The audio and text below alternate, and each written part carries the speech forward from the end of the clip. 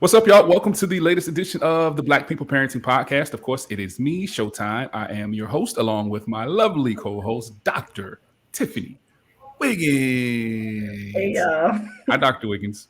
How are you? I'm wonderful. Inside of today's episode of the podcast, we are going to be talking about blended families. Now, we wanted to talk about blended families because that is such a huge issue in our community, and I think it's important that we address how blended families work, how they look, because they come in all different shapes, forms, sizes, and everyone's experience with a blended family is totally different.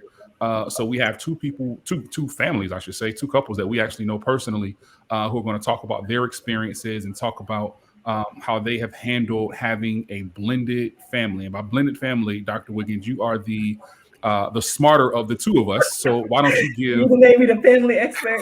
why don't you give us the definition of what a blended family is? Absolutely. I would say for the purpose of this episode, blended family just means that there are two separate families that came together where each partner probably brought at least one child into a new family dynamic. Maybe a child or children were also, what's the word I'm looking for? Created amongst the two parties to create, a blend of, like I said, two separate families coming together. Okay. All right. I think that's a very good, solid definition. So let's introduce our guests for today. Let's start with the Lathams, Chanel and Terrence Latham. Tell the listeners who you guys are and how many kids y'all have, because y'all have a whole gang of them. And also just tell them about your blended family. Yeah. Okay. So Terrence and I have been married it'll be 9 years in October, and we have 6 children all together. So we have 3 boys and 3 girls. So we have like a little Brady bunch. They range from 18 to 11 years old. I have a son and a daughter. Terrence has 1 girl, 2 boys, but he also is a father to his children's sister, and she calls him dad. So we have 6. That's how we make up our 6. Mm-hmm. And we don't have any together. Nope, none together. So we're completely blended. Yep. Yeah. And Terrence, your situation is a little bit interesting. You told me one time that 2 of yours are what? They are the same. Am I giving away too much information? The same race. The same race. Okay, we'll go with that. That's fine. I mean, hey, I don't know. No, they are the same age. We do. Okay, so we have 3 12-year-olds. Yeah. We had 3 kids born in 2009. She cheated on me. No, sir. No. So I do have 2 boys. They're not 9 months. How many months apart are they? 7. So the Lord saw fit to don't give me the 2 Lord boys in the same year. What the Lord got to do with it? He saw it fit, so it must have been meant to be. You know what I mean? Okay, we'll rock with that. We'll rock with that. Papa was a Rolling Stone, right? I didn't know if you wanted me to throw it out there. That's why I was trading like I was going to go with race. Race was fine with me. We could have just rolled with it and kept rolling, and kept going. Okay, so let's push it to the Alexanders. Let's talk about your blend of family and what it looks like. Yeah, so we have a total of 5. We've got 24, almost 23. We've got 19, 9, and 7. So we got a pretty big range. We both came in with children, and then we had 2 together. So 3 boys and 2 girls. Are any of them the same race? Just wondering. Okay, just wondering. Just gotta ask. Gotta make sure. Gotta make sure because this could be a whole separate show at this point. Like we can turn this into something totally different. You gotta change the name. Right. I have a question for y'all. So in either case, are all of the kids in the household at the same time? All the time? No, not all the time. Okay. Yeah. How does that situation work out for both of y'all? Well, we've got adults. Yeah, some of ours are adults, so they're not in the house. So the two of the oldest boys are adults. They live in out of state, And then, of course, we have the smaller school age kids, the one that I'm trying to get out, and then the two that I got to keep for right now. Now, how old is the one you're trying to get out? 19. I understand. Gotta go. So we have 3 in-house kids. We got an 18-year-old, an 11-year-old, and a 12-year-old. So maybe we can get them an apartment together. So we got two of mine and one of his at the house. I promise you, I'll even go 60% if we can. Me too. I'm telling you. So let me ask this. So in order to get to being a blended family, right, there has to be some sort of a I guess introduction to the family. Like you have to introduce the person that you're dating to your children and vice versa. Your children, they have to meet. How did you all handle before you all got married and before you all officially became a family? How did you all handle introducing the significant other or potential significant other, I would assume at the time, to your family and to your children? Like, how was that handled? Let's start with Chanel and Terrence. That's another piece, right? Their Right. children too. They gotta. Well, I originally told Deidre that he was the pocketbook man. I was buying purses from him, but because he would meet me at like Walmart and stuff, we would go buy groceries. Jeez Louise. I just being real. Wait a minute. But anyway, but what we really started doing That was is TMI. we would like go out to eat, right? And then like bring the kids with us. Or like you would come over. We kind of, I don't know, we kind of just like, so, I don't play no games. It's like, yo, this your new mama. No, he didn't. No, he wasn't. We started. We like went out to eat, or like they would come. He would bring them over to the house, and we would do activities with them. And then I was Miss Chanel, he was Mr. Terrence, and that's kind of how we did it. Yeah. And we've been knowing each other for years. Yeah. So I kind of seen her kids long before, and kind of like, just even before me and her was like talking. Yeah. So I've been around quite a while. Yeah. So you weren't unfamiliar to not completely, right? No, and Jordan was a baby. So yeah, Jordan was a baby. Yeah. She loved me to death. Yeah. Yeah, because she was only like 2, right? Yeah. So okay. So she had an affection for the pocketbook man because you. Yes. Okay. Absolutely. Okay. All right. Alexander, what about y'all? I think my son played basketball, and I told Smith, "Come on." That's how they met, and from there on, they love each other. He actually said, "That's the one, Dad." So hey, you gotta listen to your son. Wow. So is that how you all met, through your sons playing basketball? Nah. Oh, okay. I was about to say. We have very interesting story. We actually met once. I was 19 and he was 21. We met, and we connected in 2 places that you're not supposed to meet. People. The first was in the club, and the second was on the internet. Yeah, party time. So we met for the first time in the club. We dated for about a year and some change, and then drifted apart. He already had the children that he had, and then I had Miracle in that gap.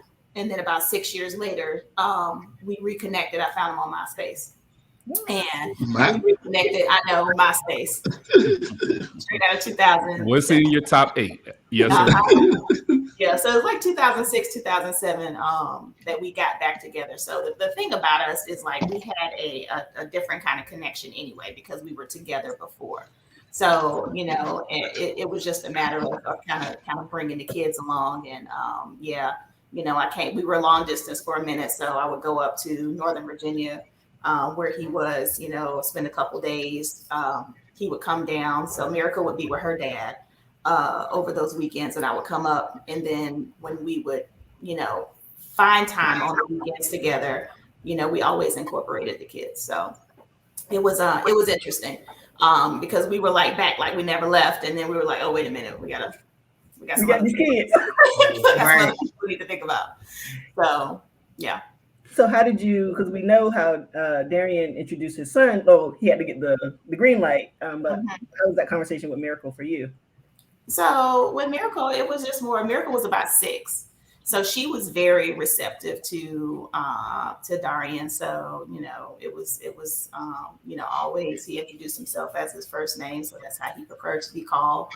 I was always Miss Samantha to Dion. And it was just more of she, I said, we talked about it a little bit. I told him, that I really, really liked him and those types of things. And we spent a lot of that turned into like a lot of time together.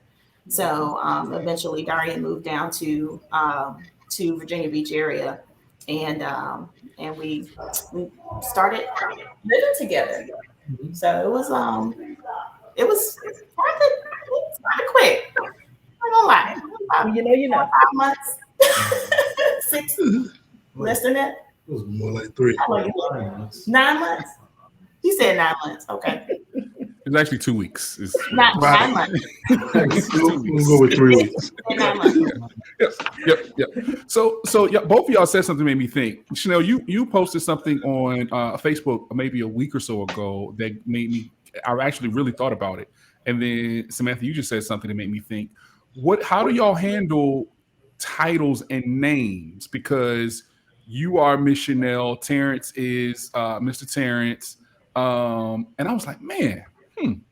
I never really thought about that. Even someone who was in a part of a blended family myself. Now, of course, I'm the one with the child that brought the child into marriage and all that stuff. So I don't have anybody calling me Mr. or nothing. They both of them call me daddy. Mm-hmm. Or my daughter, she don't even call me at all. She just say, "Hey, come here." Hey. Right. Right. Hey. Right. 17-year-old, she don't even call me dad. She said, "Hey, can you do it?" Cool. All right, bet. But how did y'all handle like how the kids should address you? Like, I always think that's an interesting dynamic, right? Like how the children should address the bonus parent. So how did y'all handle that? So I called my stepfather. He had a nickname. We called him Big Boo because we call my little brother Boo Boo. But I think it just depends on a lot of stuff. But we just wanted to create a line because Diedrich was 9. But that's my son when Terrence came around and he was like becoming a teenager. So I didn't want him to just call him Terrence. He needed to be Mr. Terrence so he could understand it like it was a line. I think it was more of a respect thing for us with the missionary Mr. Yeah, because we don't let kids call anybody an adult by their first name because we didn't do it. We didn't grow up like that either. So for me, I grew up with my mom first. She was a warrior. She died when I was 10, so I moved with my grandmother, and it was yes, ma'am, no, ma'am, yes, sir, no, sir. Mm-hmm. And for me, my mom used to let us call her Amy when we was now she made us respect everybody else. Ain't play no games. We got beatings, but she let us call her Amy. So as we got a little older, we realized that wasn't appropriate to call your mom by her first name. So it was very weird for us. So we stopped calling her anything. We would just say, "Can I have a soda?" You know what I mean? Like, right. And then, so for me, it was a line of respect. It was like, I want the kids to say, "Yes, sir, no, sir, yes, ma'am, no, ma'am." And Mr. Terrence, Miss Chanel, that's kind of, and I think me and Chanel talked about that because she wasn't raised on yes, sir, no, sir, yes, ma'am, no, ma'am. But for me, it was all about respect. And I feel like your children should have boundaries between an adult and a child. Like you say, yeah, yes, whatever you want to your friends. But when it comes to an adult, I believe that children should say, yes, ma'am, no, ma'am, yes, sir, no, sir. I just personally think that's what's wrong with the world today. But anyway, sorry about that. The answer was respect. Yeah. Right.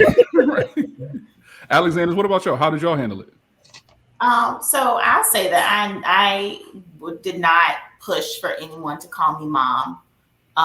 If they wanted to, that's fine. But we both have co-parents that are very present in our children's lives. So I mean, I'm not going to take. I am a mother figure, but you don't have to call me mom. I'm going to love you just the same, and you're going to love me just the same. Right. I feel like, Darian was the same. The way he introduced himself, that's how he wanted to be addressed. And, the same with me. I feel like, you have an active father in your life. I don't need to step on that. Our relationships can be totally different from one you have with your father. So I never said call me dad or nothing like that, because at the same time, that's taken from him. I don't need to take from him. I'm here to help him. He's both of us. So you got to see it like that. So you're dad, I'm guardian. Yeah. And I think a lot of times, that's where the issue comes in for couples who don't know how to figure out how to find that balance, right? A lot of times, especially when there's still feelings involved somewhere within the other party, right? It's like, oh, well, I don't want you to do this because you taking my place. So I don't want you to do this because you're trying to fill a void. When, like Darian just said, like it should be a team effort, right? It should be the goal is that we are here to raise these babies, right? That's the ultimate goal is how are we going to raise these babies, and how are we going to do it collectively, because you ain't going nowhere, I ain't going nowhere, so what we going to do, right? So I just think that issue comes up a lot. Tiff, you got another question? Yeah, I was just I want to piggyback off of what Samantha just said, talking about the other the children's co-parents or their co-parents. Was there a conversation? I'm just curious, like, you think we're talking about blending families, right? And you have to create these new rules and structures and dynamics for this new, combined family, but we have these other parties, these other parents who are also part of these children's lives. So was there a conversation? What did that conversation look like? How did it go? If there was a conversation, could you all share? Yeah. Do y'all want me to start? So, we're definitely not the Smiths, but that's Will and Jada and Cherie. We're not them. But we definitely, I think we had separate conversations. Like, I had a conversation with Miracle's dad, and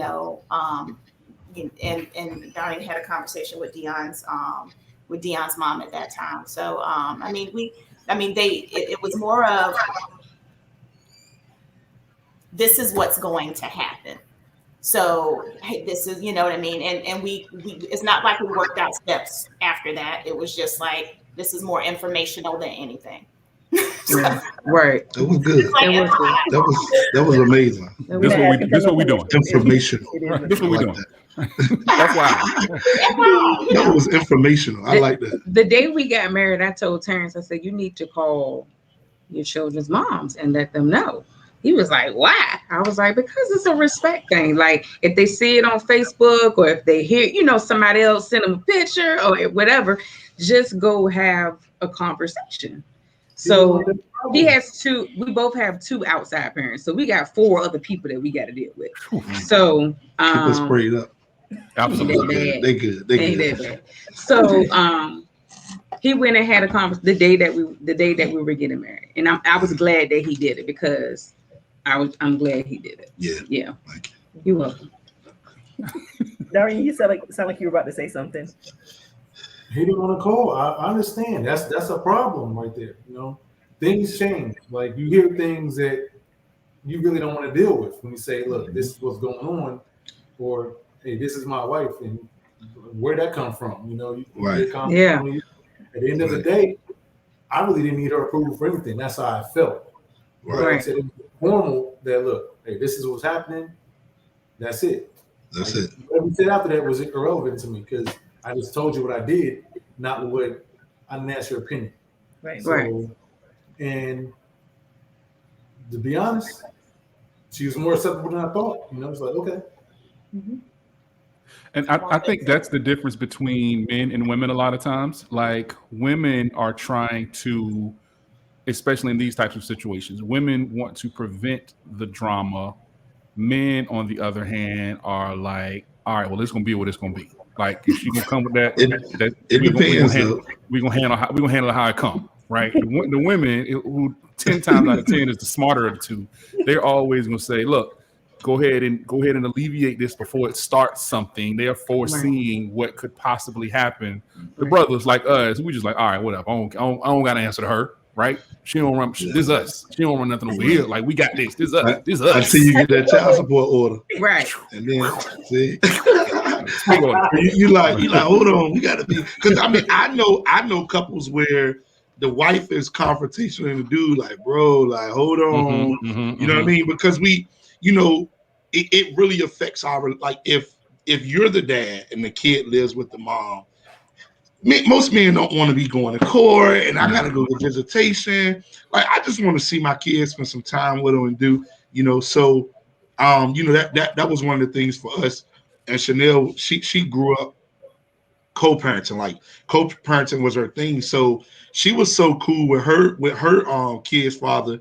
You know, I had an issue, and you know, I'm like, yo, you too cool. And she was like, the only reason you have an issue is because you haven't seen anything different, and all you seen was drama. So when she said that to me at the time, you know, I threw a chair, but I thought about it later. This is why we can't invite y'all nowhere. This is exactly why we can't. See, before the show started, Chanel has said something about if we invite them back. I think that solidified the fact that they will not be invited back. But you know, I couldn't receive it in the moment. But you just chose violence for no reason. No, it was for a reason. It was in the beginning. You know, you got to fight in the beginning. Then you find love and Cupid come. You know how that goes. Right. Okay.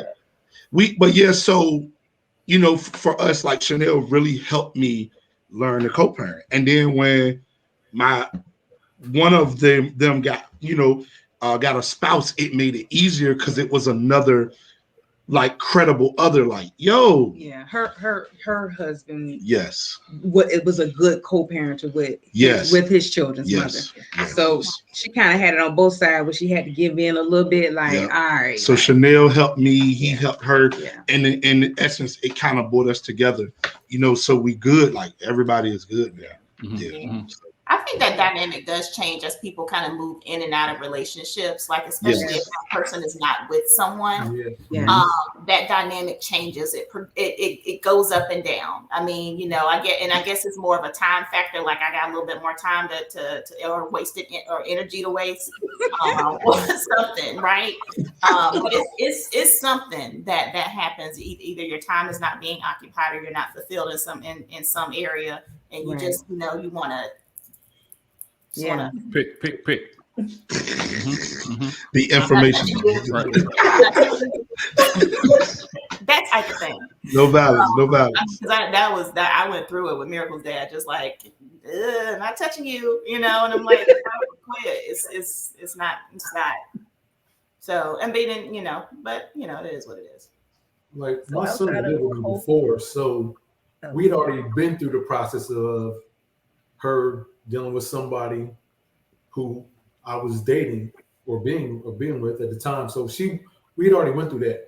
And the fact is, like, she had other children, and they see me like I come pick up my son, I take them too, because I didn't want them to feel left out. So we had you could say a okay co-parenting relationship, or I could say it was at her convenience. That's what it was, her convenience. So if I don't be mad at you today, we're cool. Or I have attitude, I need to be mad at somebody, you can't come see your son.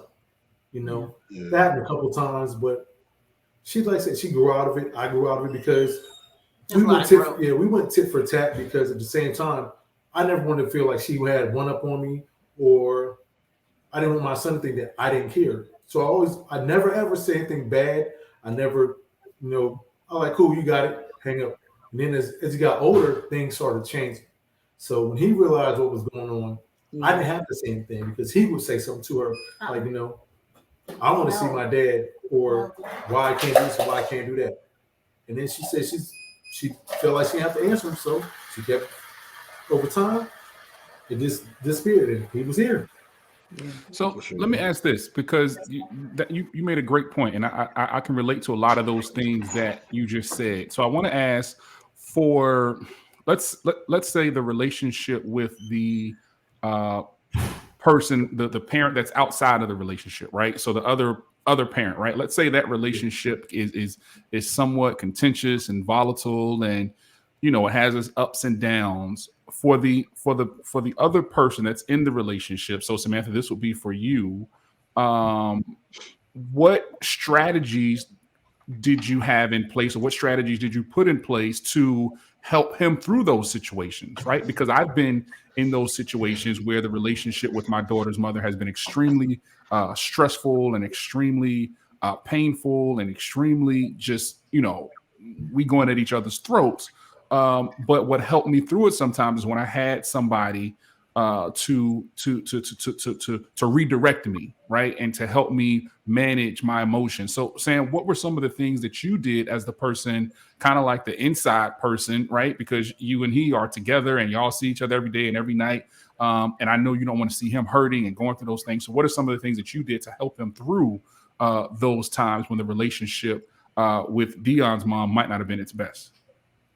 I mean, ours was more, I guess from my perspective, it wasn't as bad during that time. He may be talking about more of a previous, from his previous relationship. But when there was conflict, I would, I don't intervene. Like I've never had to say, okay, I'm going to call her and talk to her.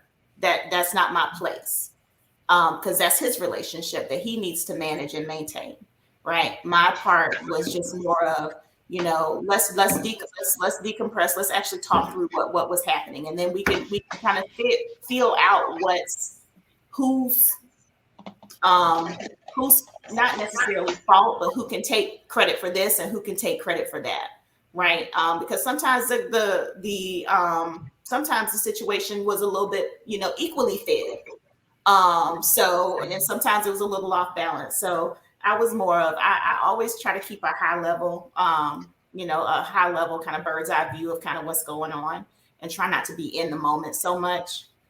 And then, and it's more of, we'll talk about it later. Or we'll have a conversation later and we'll just kind of point out, we'll see what happened where you break it down for me and I'll step back and look at it and say, okay, this is what I see. This is how I would interpret it.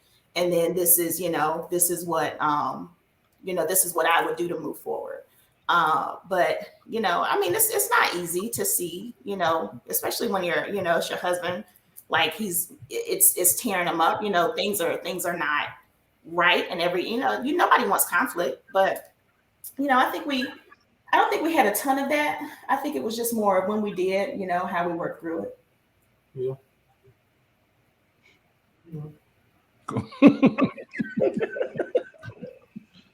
Lathams, y'all want to add anything to that? Just basically the same thing. Just always trying to.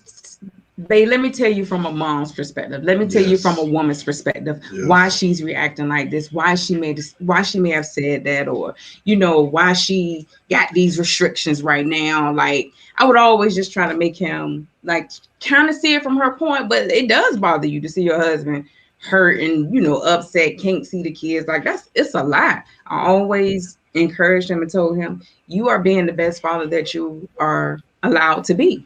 Like, don't beat yourself up about that. If you feel like you can do more, give a little bit more, go get them more, go see them more, go do something with them. But if you can't, they not in the house with you. It's a different relationship from the kids that you have in the house with you than outside kids. So that's pretty much. And that's a lot to kind of digest, because, I love all my kids, but it's just different. Like, and I think even, me and my ex-husband had a conversation about that. And he said, sorry, what? You and what? His children's mother's husband. Yeah. Oh, okay. I was a little confused. The show was about to take another twist. That's why kids was a different race, because he had an ex-husband. Okay. Whoa. Me and him don't have okay. Woo. This is about to turn into Jerry Springer for a minute. I didn't know. I don't know what's going on today. I'm just, I don't know what again. This is why y'all will not be invited back right here. This is gonna inbox me later, be like, you went to all types of stuff over there, huh? Oh, what type of party did Latham got going on? I got a lot going on. Good God. Just an explicit. Right. Okay, your ex is husband. Right. Got it. Yeah. So my kid's stepfather. Got it. Me and him super cool from day one. I told I when I found out about him, I told my children that they need to respect him. And when he's gonna be the new man in the house, like y'all need to respect him. Don't let me catch you disrespecting him. When he heard that I had that conversation with them, from day one, he was my best friend because he knew I was a solid guy. You know what I mean? Even though I didn't know him, had no idea who he was, I had to trust their mom with that. But like he said, to me, it's just hard with not having my kids in the house. I was working. We had so much going on, and it's hard to like be an amazing father when they way over there and you way over here, and then we wasn't perfect as far as relationship wise, like co-parenting wise, so that was another stretch there. So now there's certain stipulations and guidelines that just make it even tougher, you know what I mean? So I really feel like my kids missed out a lot on me, and you know what I mean, from that perspective. But yeah, I'm doing what I can. That's all we can do. Tiff, what you got? Yeah. I was just going to ask, so like outside of the co-parenting relationships or the outside relationships, what other maybe challenges did you all face with like blending your families together? Was it like discipline, trying to figure out how you like what are some other challenges that you all encountered? I was real free when I was young. I could go in the kitchen, eat when I wanted to eat. I did what I wanted to do. That's why I'm rebellious now. But I did what I wanted to do. So my children were God's working. He is. So my children were the same way. So I got with Terrence, and he's really traditional. And my kids needed some boundaries. I did not agree with everything at first. Not at all. But I'm glad that I finally went along with it because they needed some boundaries, because they was too free. They were too free. So discipline was a thing. I mean, what else? Yeah, discipline was like the big thing for us. I think we told a family member, like, because this is just me. This is how I was raised. You're not allowed to go in the kitchen, like, and go just open the refrigerator. You know what I mean? You have to ask. Well, when we talked to one of her family members about it, they was kind of upset with me, like, what you mean they can't go in there and eat? I'm like, listen. Like, there is lines, you know what I mean? Like, you just now because they're older now, we don't do it now. But when they was younger, they would go in the pantry and just get 5 oatmeal pies for no reason and just trash. You know what I mean? And just opening the fridge, doing anything. So I believe in boundaries and lines of respect. That's just how I was raised, and I turned out okay. You know what I mean? So. If I'm okay, except for the fact you got an ex-husband. That's it. But I'm not going to judge you. I'm not going to judge you. Actually, I shouldn't even say it. I need to take that part out. I shouldn't even say it. I'm sorry. I crossed the line. I'm sorry. I didn't mean it. I think figuring out how to manage the other parents and not overstep lines and boundaries and discipline was really the two biggest things for us. Right. Yeah. Right. I think that was it. Yeah. Because the kids always got along. The kids always, the kids always got along. So we didn't have any problems there. But it was more me and her. Like I think I was a little too strict because I just was raised. I was raised holiness Pentecostal. You know what I mean? So like it was a straight line, and Chanel had a little bit more freedom. So I think the balance of both. Like I'm able to give them a little bit of leeway and not be so strict because of her, and it worked out. It actually worked out. Yeah. So they're not bad kids. They're not into drugs or anything. They're still kind of young, but they're some good kids. Yeah. And they respect us too. So cool. Yeah. Alexander, what you think? Well, I used to be the disciplinarian. I used to be the stern one. As the kids got older and new kids came around, the roles have switched. Because just think about the things that you got away with. Don't be so hard on them. So I had to think about that. But in the beginning, I say what it was. It wasn't so much the discipline. It was this person in one ear, this person in another ear. You got them things called grandparents. Ooh. That want to have that input. Like, no, that's just not your baby. That's my baby too. So I need to have input on what goes on. And you really can't say, no, this is my child, without being disrespectful, because then they're gonna look at you like, what you mean? Yeah, just to kind of caveat, we have a second dynamic. Like, so there's a third generation in our house. My mother lives with us. She's always lived with me. And then when we got married, she continued to live with us. So there's that, right? And she took a big part in helping me with Miracle before we got married. And so that introducing that part, that's just like adding spinach to the smoothie. So now we real blended. But yeah, I mean, I think discipline was that. I also think that, like a lot of people, there's some conversations that you have, when you know to have the conversations. But I think that a lot of things we didn't talk about before we got married were, discipline style. How do you feel? How would you feel when this happened? We didn't throw those scenarios in. We were, thinking more, from a heart base, as opposed to, kind of, inserting the logic around what we need to do. So, yeah. Like I used to give my son, like, I'd ask him his opinion before I do something, like, not just to give him options, like, be free, because it was just me and him. So when it's just me and him together, it's the scenario is different. So you got a lot of different options with dad, because like dad, like, okay, all right, I'm cool, whatever. It's more like I'm your friend. Yes. Besides your dad, at the same time, we're growing up together. So as you grow, I'm growing. And I used to ask his opinion. I had to realize, like, I had to stop, because it's a whole other concept. Because one child sees me ask you what you want to do, but I'm telling him, no, you're going to do this. So it didn't work. So he had to stop. Yeah. Yeah.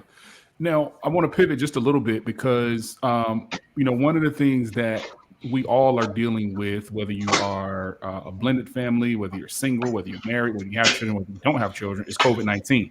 And COVID-19 has introduced something, some challenges to all of us in the way that we live. And I think one of the things that doesn't necessarily get talked about a lot is how co-parents, meaning people on the outside of the marriage, right, are handling I'll just say visitation and custody issues and all of those things, how all of those things are being handled, because this household may not necessarily believe in vaccines. This household may believe in vaccines. This household may be a little loosey-goosey when it comes to wearing masks. This household may be stricter with masks. And there's a whole, just a plethora of things that could be addressed when it comes to COVID-19. So I want to know, what type of challenges has the pandemic brought into your blended families, and how have you addressed those things? I think all 6 of us were on one accord with, this is serious. Like, we're not going to play with it. Little Terrence, which is Terrence's son, he is between both houses anyway. So that really didn't shift. Even at the height of the pandemic, we still saw Terrence. The other 3 kids, we didn't see them. So we didn't see them for months. And they just in Virginia Beach, and we're in Chesapeake. We FaceTime, we talked to them, but Terrence was still kind of working. And she had 6 kids all together over there at her house. And we just didn't want to, if he came in contact with somebody, expose a whole nother family. So, yeah.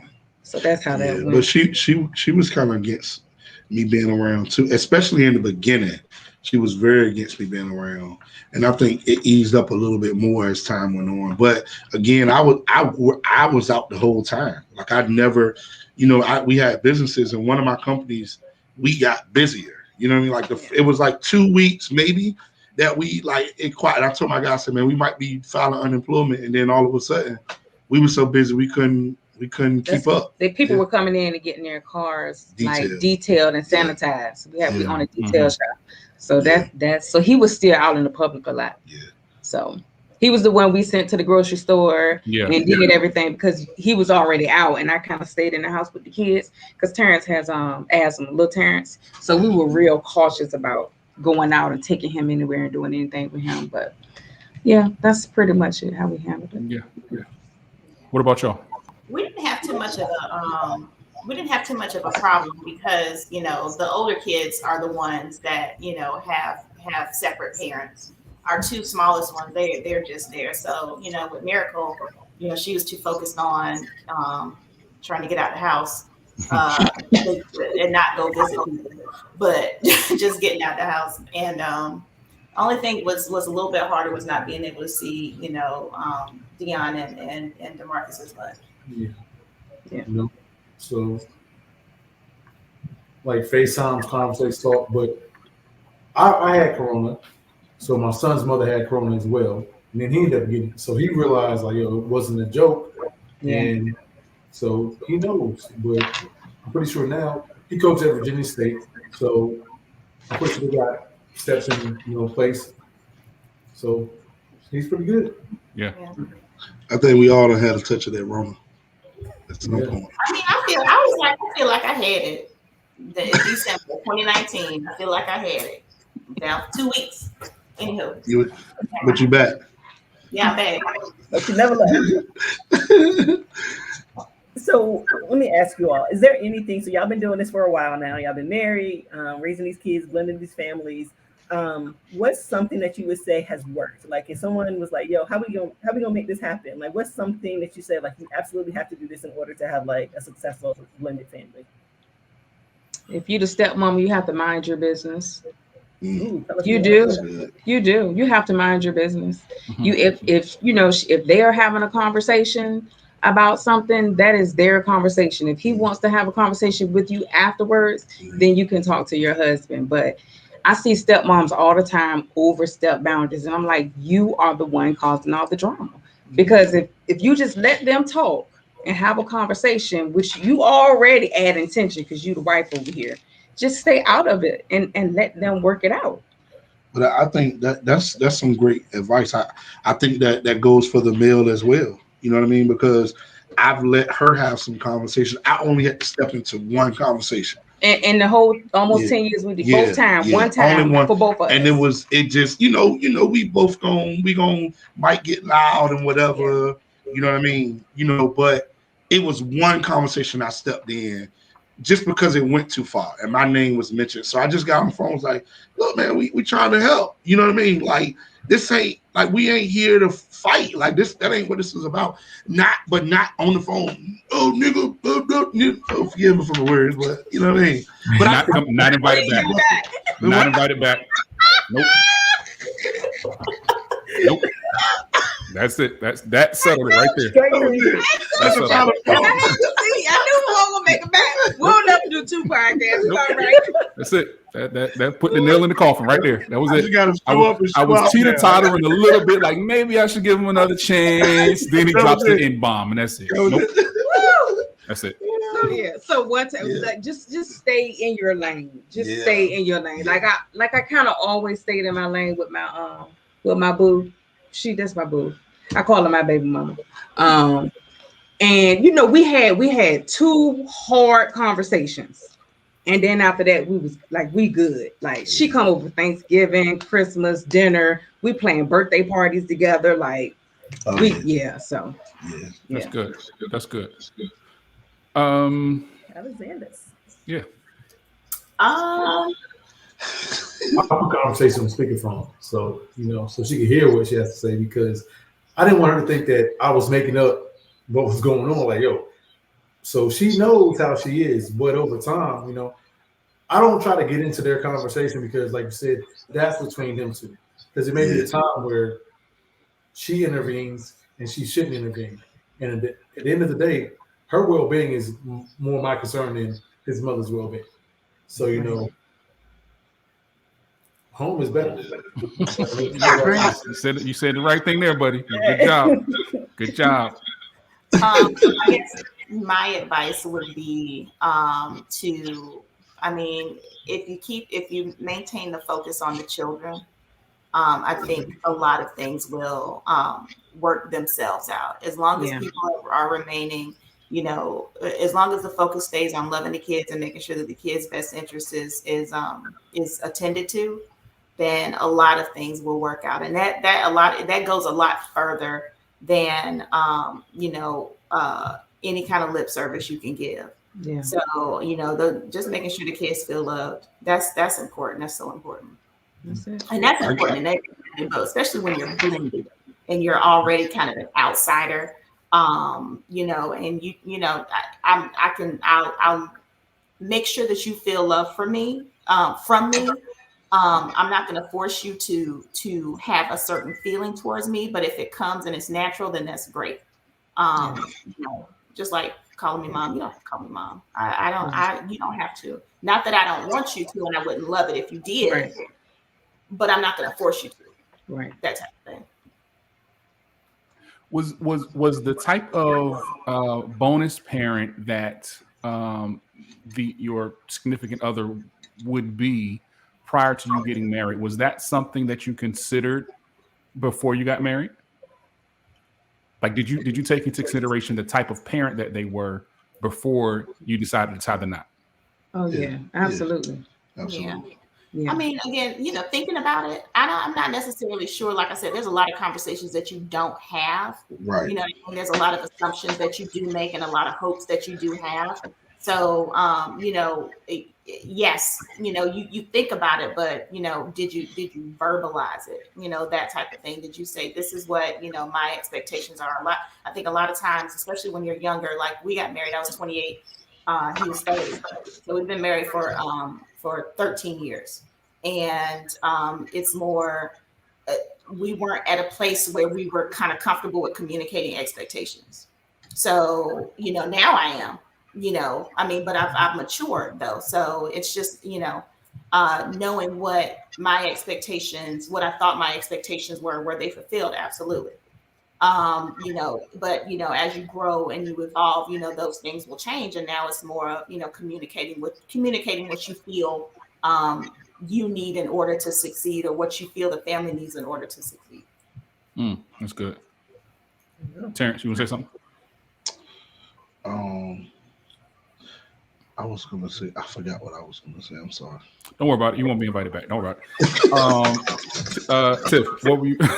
Oh, I did. I got it. Get it out now. This might be your last shot. So go ahead. So I think that we spend a lot of time, and I think Miss Samantha said it. It has to be about the kids, right? So I decided to stop fighting. Like, sometimes we fight for what we think is right. Like, oh, this is my right. This is what I'm doing. Mm-hmm. Sometimes you have to kind of take the high road, and it might feel like you're losing a little bit in that space.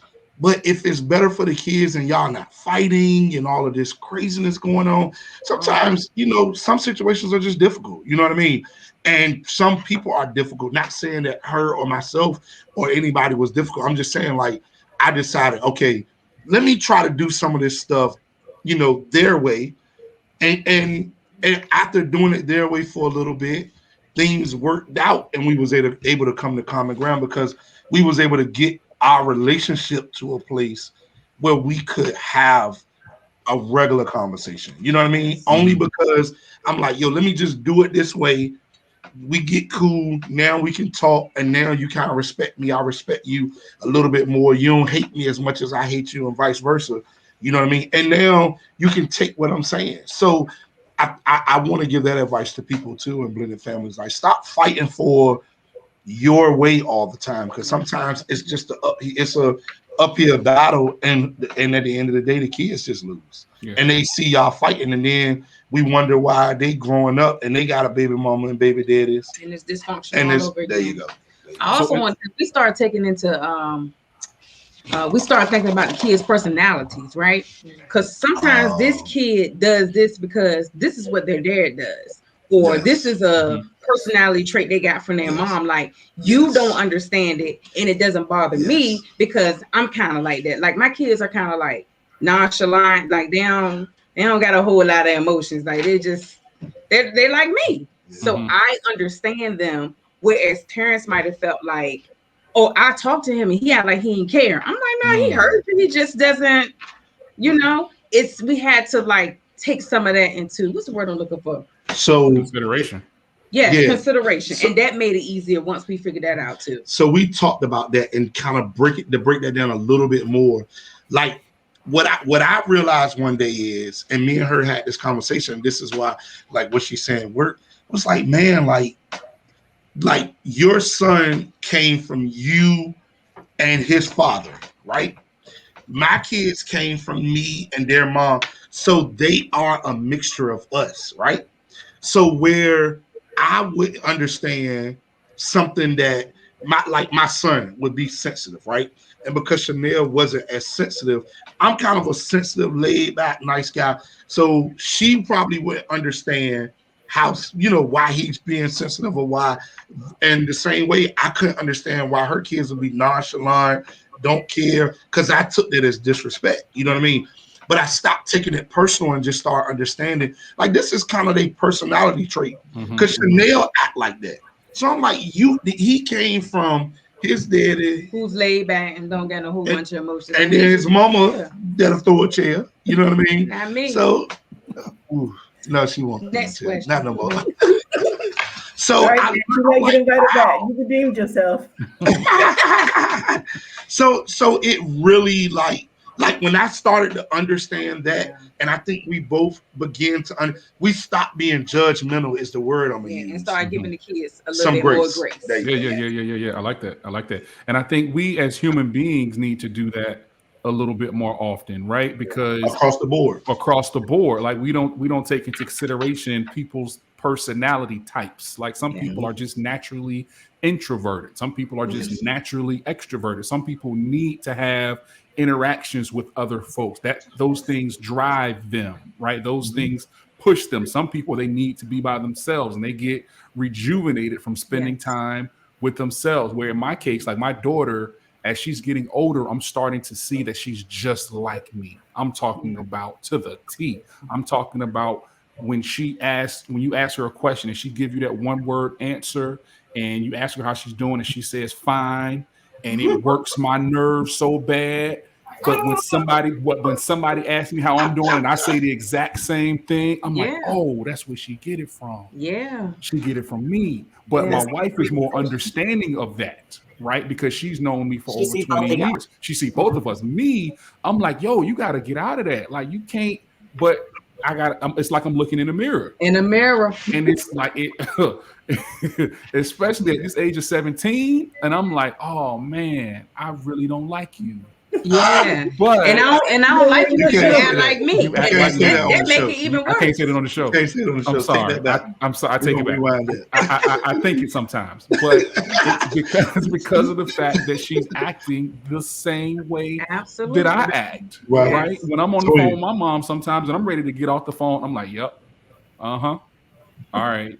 When I'm talking to Nyla, I'm saying, how was your day? Fine. What you doing in school? Nothing. What you have for lunch? Chicken.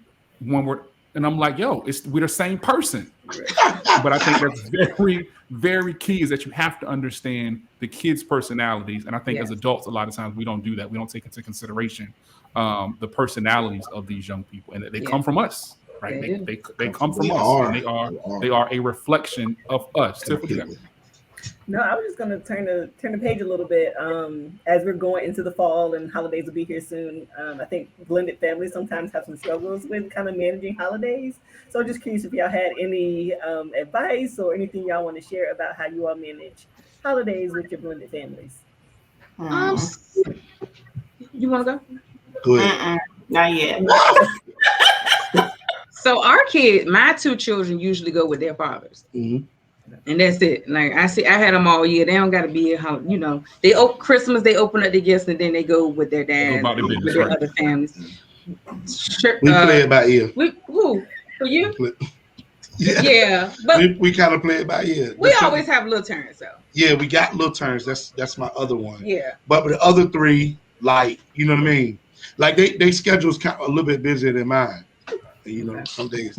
But so it just depends on what they got going on their schedule, you know what I mean? Right. So and I used to be you know what I mean? But now it's like if we see them, we see them. You gotta go to work, and they ain't old enough to work, but they gotta go to work.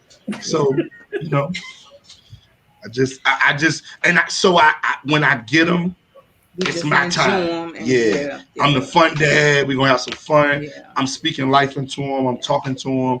I bring them around what we're doing, the businesses, and we talk. We went to Kings and Me, and we're in the car talking about what y'all want to do. So yes, about credit and money, like things.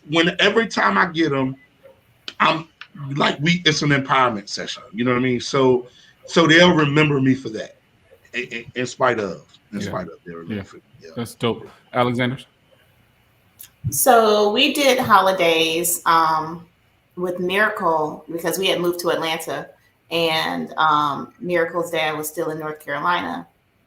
And so we would, we tried, Thanksgiving, we take Thanksgiving one year, you take Thanksgiving the next year, we take Christmas one year, you take Christmas the next year, because either way they have like a week off, a week or two off. And then you're getting into my biggest thing was letting Miracle fly by herself the first when she was, what's the first time she did it? 11? About 11 years old. She had to fly unaccompanied to Virginia, and it was like, okay, I'm not really sure about this. But I mean, just like you mentioned, it's more of Chanel, it's more of, the holidays are fun, right? But you also have every day to cherish with your children. So I wasn't as much in my feelings when she was gone for that week or those 2 weeks. We always got a little extra time on the Christmas gifts when she was gone on those 2 weeks. Absolutely. The positive side. Right. The positive side. Yeah. But yeah, so I mean, that was pretty much how we did holidays. Same thing with Dion. We try to get Dion down for either Thanksgiving or Christmas. When he had breaks from school. So, but yeah, that was. We don't have to worry about it now because those kids are grown. They'll come see who they want to come see. But we still do have conversations, the money conversations. It's not like credit. It's more like, hey dad, I need rent money. Hey dad, my car broke down. Hey dad, hold it. I got my birthday coming up. Just wait, y'all. Yeah. No. They are grown. It'll be here before we know it. Exactly. It will be. Time flies. I mean, like I said, 13 years. And for all of our oldest kids to be as old as they are, we would have never, I don't think I even thought about this part yet. Yeah. I ain't ready for them days yet. So because both couples are very, you seem to have this thing all figured out, right? You seem to have. No, you seem to on the surface. I don't know what's gonna happen when you turn the cameras off, but when the cameras and the mics on, y'all got it all figured out. What words of wisdom or what words of advice do you all think you all could give to some couples or some families out there that are blended that might be struggling with some of the issues that you all have struggled with in the past? Be patient. Yeah. There you go. Patience. I mean, nothing is microwave, despite what, the internet tells you, nothing is overnight. Everything is going to require time. You can't force these things. I mean, and there'll be some rough patches. There will be some, especially raising teenagers and you ain't my daddy, that type of thing. Ooh, child. I just want to, Terrence, what's your, because you're the Pentecostal strict disciplinarian. You not my daddy comes your way. What's your response, sir? The first response is to go get my gun, and then no. We ain't coming back. No. I tried. He redeemed himself, and you put it right back. I threw myself right back in the hole, right in the fire. Out the frying pan into the fire. Oh, so listen, I'm way more open-minded now, right? Like, so we have an 18-year-old, he just turned 18, and that's Chanel's son, her oldest one. And he was mouthy. He he's a little bit more, you know what I mean? Poking his chest out. Yeah. So, so for me, I'm growing as a man and as a person, and I don't want to be confrontational. So he's helped me grow in that place. Number one. Number two, I also believe that he's a person, and you need to express. Like when I was a kid, you get a beating when you crying. Oh, shut up! Before I give you something to cry for. You know what I mean? Mm-hmm. So that was my motto. Like, yo, you don't have a voice. Like you can't say how you feel. So I let him express himself. I kind of let my kids express this, not slamming stuff, fighting, going off, but say what's on your mind. Say what's on your heart. You know what I mean? Let's talk about it. So I'm better because Chanel helped me be better and helped me be have some balance and not so Pentecostal, like shut up, you getting a beating, you don't have a word. And I kind of went through some abuse as a kid, and I didn't have a voice, and I just don't want my kids to grow up like that and feel like you don't have a right to say and do, like, even how you feel. Tell me how you feel, and let's talk about it. Like, let's have a conversation, because I felt and nobody listened. You know what I mean? So my experiences helped me with that. If that makes sense. I think, and that's going to lead me to another question. That leads me to, I want to have a conversation about if therapy plays a role in this, in your blended families, right? Because I think, we as African Americans, we don't have a conversation about therapy and about mental health enough, and about some of the ways that we were raised, right? Which is a lot of us were raised in very strict households where we didn't have a voice, where we didn't have anything to say. If we did have an opinion, it was, you're supposed to be seen and not heard, and all of those things, right? So is there a method to, and it doesn't have to be the traditional form of therapy, is there anything that you all are doing within the confines of your homes that would kind of solicit outside help, for lack of a better term, whether it be therapy, whether it be meditation, whether it be counseling through a pastor or something like that? But I think it's important that we talk about those things because having kids can be stressful, right? Yes. And I think we have to kind of get out of the mind frame of doing it the way that it's been done for 300-400 years. And, a lot of times when we talk about therapy, that's white people stuff. That's white folk stuff. We don't have those conversations within our homes. So what do you all think about that? Like, what do you all think about the role that therapy and mental health and things like that play in the home? Well, I'm in counseling now for myself, but me and Terrence have gone to marriage counseling. My 18-year-old, he was being real rebellious when he was, 11, 12, 13 years old. So I took him. I wanted to make sure, this was just him being defiant versus maybe something else is going on. So I believe in therapy. I try to encourage other people to go. My children know that I'm in counseling, and I talk to them about it. They'll hear me come out and say, "Mom, how was your session?" Like, it was good. We talked through some rough stuff today. I'm glad I got through it. Especially my daughter. I talk to her a lot about it because I want them to know this is not weird. It's okay to go if you need to go. And if you need to go and you feel like you can't talk to me, let me find you someone. So we talk about it in my household. Dope. Love it. Yeah, and we're the same. I know that we've had Miracle's gone to therapy like probably for a couple of years. So and that's something that we found somewhat helpful. It's all in finding the right person to talk to. Just making sure that person aligns with what because anybody, honestly, at one point it was just like, girl, what are you telling this child? I need her to be better. Right. You making it worse. Miracle ain't that bad. Miracle is not that bad. Okay. She's not. In a lot of pains. It's just growing pains, and it's just now that she's 19, there's a lot more things that I could say are better. As a unit, have we gone to therapy? No. Could we use a couple conversations? Probably. Nothing that we're definitely, nothing that we're against. It's just it just hasn't presented itself.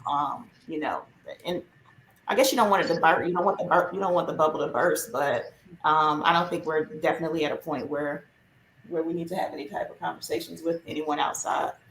But we're not closed mind to it. Tiff, you got anything as we close this thing up? My last question for y'all is, why was it important for y'all to come on the show and talk about blended family? Because it's possible. It's possible to have a good blended situation. Like it's possible. TV and social media would like to portray that it's a bunch of baby moms and baby dads who fight and don't get along, and that's just not true. Yeah. That's just not true. I I have a really good relationship with my baby mama. I really do. And Terrence gets along with my children's fathers, and we're cordial with everybody. With everybody. We go to games, birthday parties. Our kids are used to seeing both parents at their events. Yeah. With no problem. With no problem. And that's what I want the new norm to be like. My mom and my dad can come to my stuff, and my stepmom and my stepfather. Absolutely. And it doesn't create anxiety or stress for the babies. Right.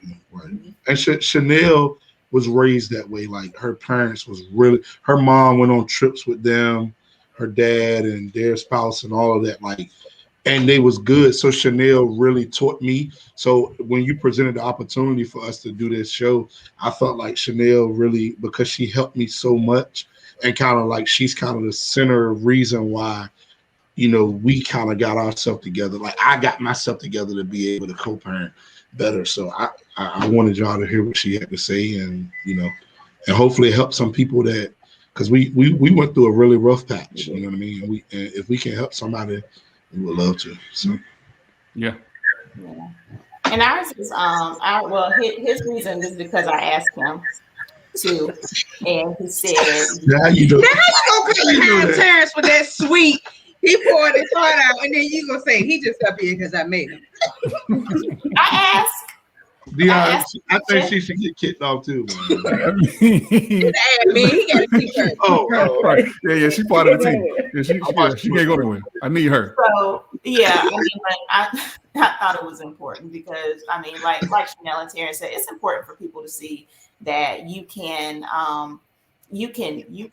raise children in a blended environment and it actually work out. You know, it's not people don't get to see a lot of positivity. So, you know, I think it's important for us to be able to spread that when we can. You know, we all lend us together against these kids. So that's it. You know? Against the kids, for sure. You're all in the same game. They so manipulating people. They'll manipulate you, bro. They'll have your whole marriage towed up if you let them. I'm telling you. It's us against them. It is. We all in this together, right? These kids. I love it. Well, I want to thank everyone for joining us on the show. Terrence and Chanel, tell us because y'all have a billion different businesses, so I want y'all to make sure that y'all promote everything that y'all have going on, everything that y'all got popping in the state of Virginia, and I know y'all are working on $1 billion dynasty over there. So just go ahead and shout yourselves out and give yourselves some love. Okay. So my name is Terrence Chanel. We own quite a few small businesses. One of our main companies, a company called Event Junkie Venue. You can find us at Event Junkie Venue. EventJunkieVA.com. Yeah, EventJunkieVA.com. Yep. And we rent small venues to people. Bridal showers, baby showers, gender reveals, things of that nature. Yeah. We have a couple of different buildings. Then we have a company called Renaissance Studios. So it's a studio for photographers, videographers. You rent it by the hour. We also have a podcast room. We're in that now.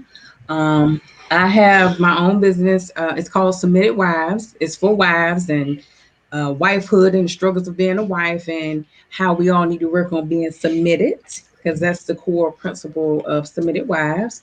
And we are launching Latham Consulting Group, where we're going to be certified life coaches, and we are getting ready to help small business owners with their business, from marketing, accounting, website building, anything you can think of. Yeah. We also own a company called Reliable Detailing. That's kind of the company that we had that for 17 years, and we just sold a big portion of it, but we still own a piece of it.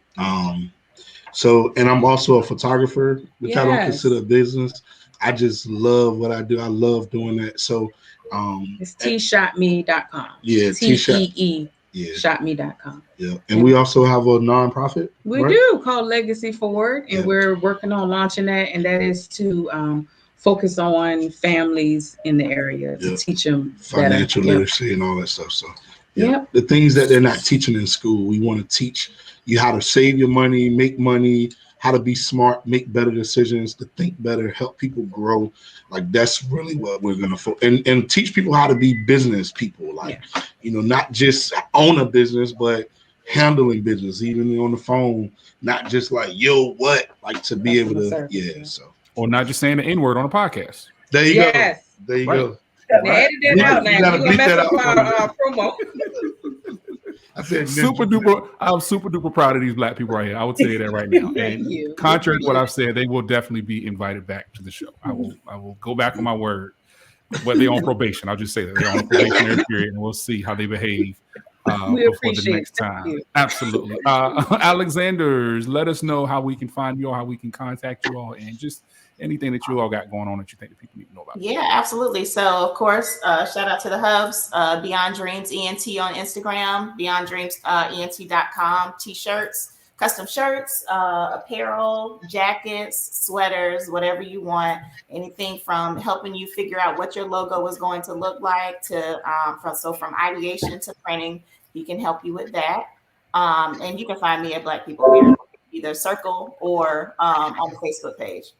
That's all y'all need to know. Samantha is the goon, the black hand, so to speak, of Black People Parenting. Relations. VP of People Relations and Security also. And security, yes. She makes sure that none of the stragglers get into the group that don't belong in the group. And we have had a lot of them trying to get in over this week alone. It's been a little infiltrated. Yeah, people be surprised at some of the people who don't get in the group, who try to get in the group. It's interesting, but we'll close this episode up, y'all. Make sure you all follow us. We're on Facebook, Black People Parenting. Also, just make sure you subscribe to the podcast. Make sure you subscribe to the YouTube, and just show us some love, and let everybody know about the show. Tiff, you got anything before we close out? That's it. We're Black People Parenting everywhere you look.